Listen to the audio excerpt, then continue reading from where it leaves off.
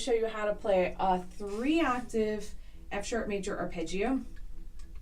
We're going to start down here on low F sharp. Keep everything in one hand as much as you can when you're doing scales and arpeggios. It's more efficient and you're less likely to get extra note blips in between. So we have low F sharp, which means all your fingers are down, and except for this pinky and this thumb.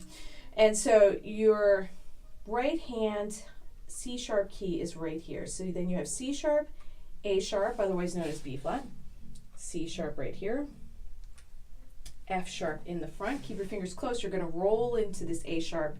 And then over the break, you're going to use the same fingering as you did for the low F sharp, except your register key is now down, and that is a C sharp. Then you're going to go into F sharp, A sharp, C sharp, and then F sharp. So you have, this is a different one than the standard one that I'll show you that one too. But this one you have thumb, index, second, 1, 2, 3, and then that E flat key. It speaks really well. It's nicely in tune. You'll know if you're biting because this one will be sharp. So it's very smooth to get up to it. But it is a little complicated. So that one, once again, it's thumb register, 1, 2, 1, 2, 3, E flat key. The one we now, we use the most is the standard F sharp right here. Sometimes people put the sliver key. That's a resistant note, and it isn't the most in tune F sharp. It's not a great one, but it works okay for the chromatic scale, especially with how we do it in America.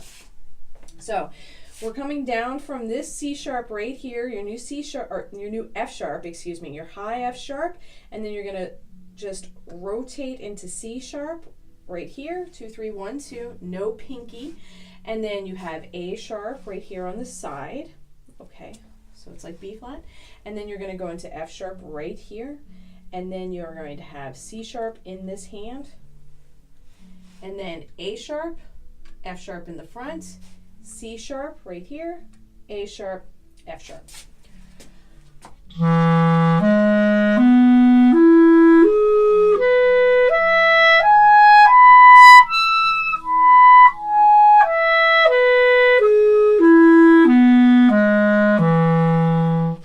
Hear the little ghosts of grunts in my F sharp on the way down and my C sharp to the A sharp on the way down. And that's not ideal. So I needed to have a little bit more air going through the clarinet and more, I thought I was supporting, but I guess I need more with that. Maybe adjust my tongue position to help with something like that.